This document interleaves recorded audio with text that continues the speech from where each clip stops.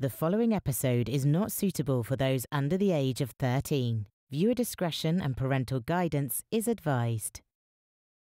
The disappearance of Sarah Everard, a case that we discussed in our most recent This Week in True Crime video, has had some major breakthroughs since the video went live, and I thought I might just jump on here to update you all as to what has happened. As many of you may know, devastating updates have been made public within the past 24 hours surrounding this case. Let's take a look at the head of London's Metropolitan Police, Cressida Dick's recent press conference. I want to start by saying that my thoughts and prayers are with Sarah Everard's family and her friends at this incredibly difficult and painful time. As you are aware, a man has been arrested on suspicion of Sarah's murder. This evening, detectives and search teams investigating Sarah's disappearance have found, very sadly, what appears to be human remains. The discovery was made in an area of woodland in Ashford in Kent.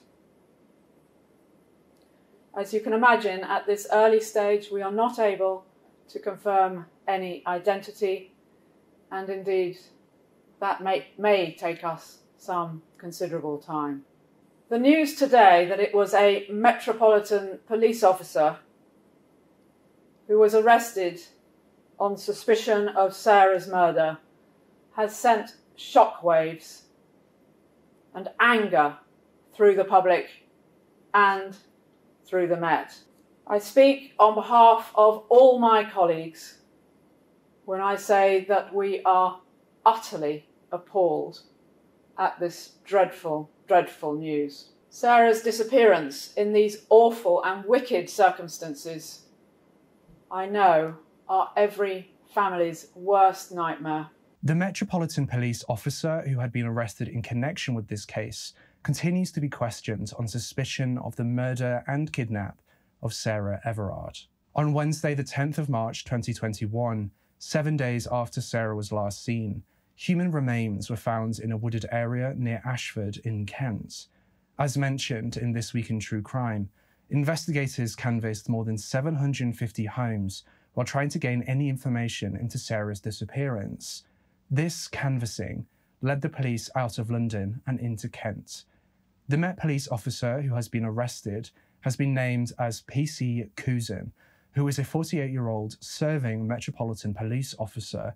He was arrested on Tuesday the 9th of March 2021 on suspicion of kidnap, but was later reasserted on suspicion of murder and a separate allegation of indecent exposure. Along with the arrest of PC Cousin, a woman in her 30s, believed to be his partner, has also been detained on suspicion of assisting an offender. The Met Commissioner says that the force is not able to confirm an identity, adding this could take, quote, considerable time. She also stated that hundreds of officers and other police staff continue to work, quote, around the clock on the investigation. Since the sad news of Sarah Everard's disappearance came into the public eye, women across the world have taken to social media to speak out about their experiences and how this tragic incident has made them feel. Many of these women are sharing not only their experiences of harassment and assault, but also how they have adapted their behaviour when being out alone. I've put a few screenshots on screen now, as well as a screenshot from Boris Johnson, the Prime Minister of the UK. A vigil named Reclaim These Streets has been organised following the disappearance of Sarah Everard in South London. This vigil will be held in Clapham on Saturday the 13th of March 2021, and it's to highlight women's safety on the streets. Organisers of Saturday afternoon's vigil on Clapham Common said local police had, quote, told women not to go out at night this week, but they say, quote, women are not the problem. This is a vigil for Sarah, but also for all those women who feel unsafe, who go missing from our streets and who face violence every day. This discussion surrounding women's safety has, unfortunately, taken a tragedy to bring it to the forefront of public attention. As I obviously cannot speak for women's safety and their experiences, and as I do not wish to speak over those being vocal about this, I want to use my platform to elevate these voices. Let's take a look at a few different interviews that have been conducted today, speaking to women from various different walks of life about their experiences and their response. Experience that we all have, which is how do we deal with, having to go about our everyday lives when there is always this kind of underlying threat. And it is true that abductions and murders, if that's what happened, are very rare. But the other things that we fear are not. So, the latest crime survey suggests that 560,000 women experience sexual assault in England and Wales every year. And that's a lot of women. And we also know the rape statistics, that it's about 1% of rape reports to the police that actually lead to a conviction. So I think it kind of, it speaks to the fact that we know that there is this kind of predatory male behavior, and we also feel increasingly that we're not protected by it, that the criminal justice system isn't doing its job. I think it strikes the wrong chord because it doesn't actually chime with women's everyday experience. Just talking to my friends and thinking about my own experience, we all have recollections of times where we've been made to feel uncomfortable, we've had to change our behavior. So to tell us that the streets are safe simply doesn't actually accord with the way we live our lives and what we have to deal with. I think most women feel that every day you are making judgments about, is it safe to do this? Should I do something else? Can I walk down that street? How can I avoid this? It's become second nature to us. And so I think when somebody in authority actually comes out and says, no, the streets are safe, it just isn't how we feel about our own experience. I think that's certainly part of it, that it does strike me that there are a lot of men saying, I never thought about this before. And there's a huge divide in terms of the sexes here, because it's unthinkable for women not to have these things in mind. And, I do think that I've often thought, gosh, men can do these things without thinking twice about them.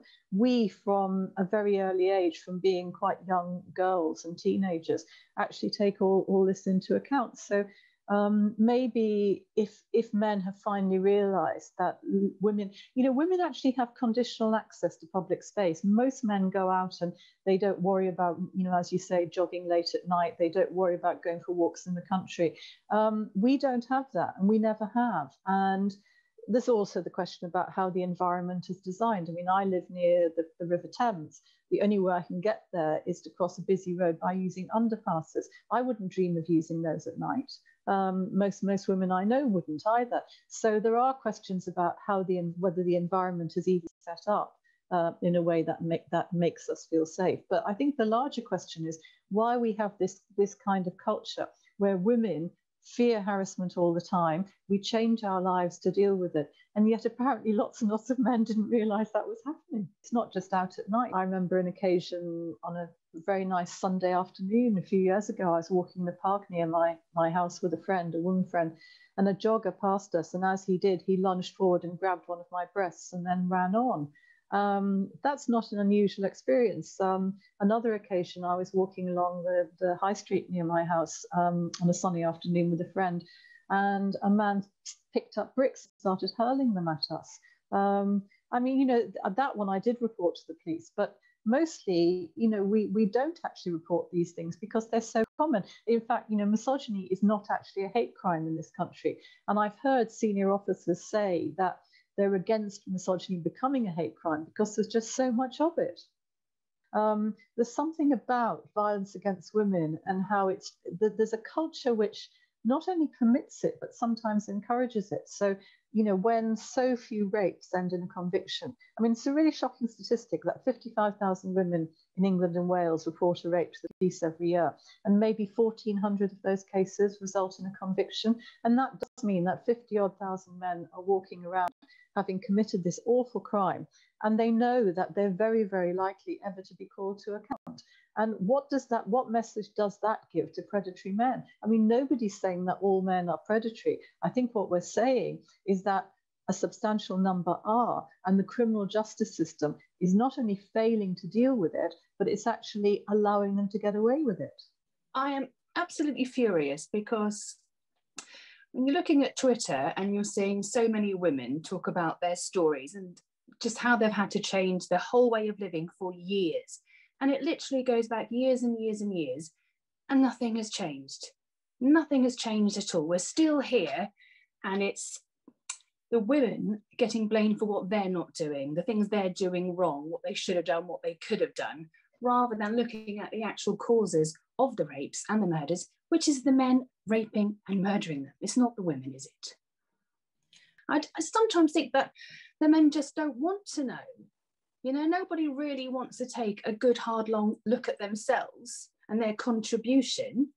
You know, so many women have experienced this, right? We know it's not all men who are doing it, but it's so many women who are on the receiving end, and it's not the same 2 or 3 men who are committing the harassment. All these men must know someone. They're either ignoring it or they're just completely oblivious to it. And I do know full well that some men will let blatant misogyny slide. I've seen it myself. They've said they will challenge homophobia, they will challenge racism, but when it comes to sexism, they'll let it go. It's just not seen as important. And it's so many things are brushed off as, oh, it was just a joke. Didn't mean anything by it.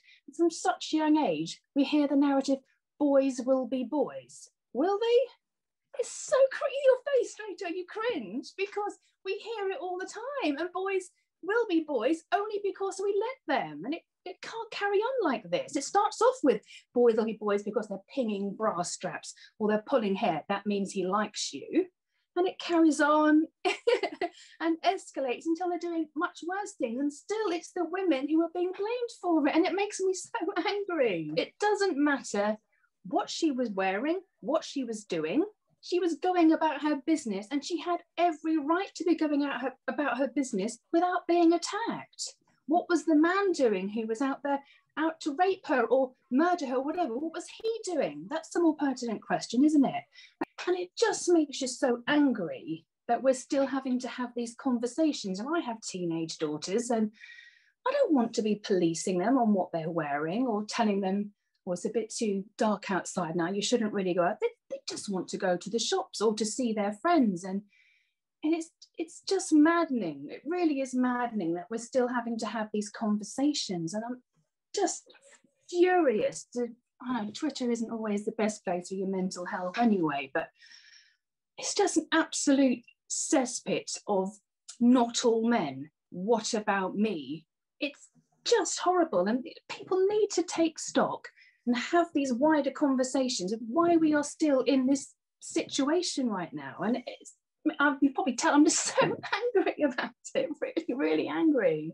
I don't know, things tend to sort of come in and out of fashion, don't they? I think while we have a system that is dominated by men, I don't think there's going to be any major change. I mean, I welcome certain changes that have come recently, such as changes to the domestic abuse bill. There have been amendments which have addressed female-centric issues, but we do have a system that is run by men for the benefit of men. So I hope it will be a conversation starter, but we've all been here before, haven't we? You know, it's deja vu. We've had this conversation, and I'm just tired of all the empty gestures. People will just share a few tweets, say how terrible it is. It's like gun crime in America, thoughts and prayers. Where does it get anyone? We need proper action taken, and we need it taken now. So I've been posting lots of statistics that I've got from the ONS website about how disproportionately women are affected by violence and abuse. And it's absolutely staggering. I think it's something like 3 or 4 times the amount of women are affected by certain violent crimes than men. And when it comes to domestic homicides, nearly all of women are killed by someone they know. It's a partner or an ex-partner. It's not just random attacks that women just happen to be in the wrong place at the wrong time. It's people targeting them because they're women. It's men with a long history of violence towards women. We've got to address this. I haven't gone out after dark since it's happened at all, like even to the shop and stuff like that. And I usually get a taxi back from work because we get them free from work. And all of the taxi drivers have been really, really nice and have like waited for me to get into the house and stuff before they've driven off, which is very nice of them. But it's just, yeah, it's just feel a bit on edge. That it's just so, honestly, like where I'm sat now, if I look out the window out there, it's the next road. So it's just, oh, it's just horrible to think a road that you've walked down so many times. I've walked down back from friend's house exactly the same, like after I've been for a few drinks on my own, like when it's been dark. It's just horrible to think anything could happen. I don't know, it's weird because it's obviously not, it's not someone I know, so it's a weird thing for it to feel so close to home, even though it's not a person I've ever met. I don't know her family, I don't know her friends, anything like that, but it feels like I do. I think, well, as so many people have been saying online, like she did everything that you're told to do. It's like, it's walking down, it's quite a main road, that road that's next to me. It's not like she was walking down a little back alley anywhere. It's a busy road, it's well lit. She was on the phone to her boyfriend, like wearing bright clothes. It was like 9:30 at night. It's not even late. So I think that's why, because it's just so horrible. I think the one thing that I have seen that has been really good is the amount of men who've come out and said, I never even considered this. Like, I should learn about it. I should actually think, maybe. And like, one, think about how lucky you are that you don't have to consider where you're walking, stuff like that. But also the amount of men who've come out and said that they feel that they've learned something from it is pretty good, I think. And I also think a lot of people don't realise not to walk behind somebody, or not that they're doing it on purpose, but I think people just genuinely don't realise that someone else could be quite scared by that. And I was talking to both my housemates, the guys, and I was talking to them about it, and they were both saying like they walk through Clapham Common all the time in the dark, and they were like, never even considered not doing it, never considered it might be dangerous, like never even crossed their minds. So it's a proper, like, I think it's really highlighted how men and women experience cities in general, I think, differently, but especially London, because Clapham is not a dangerous area.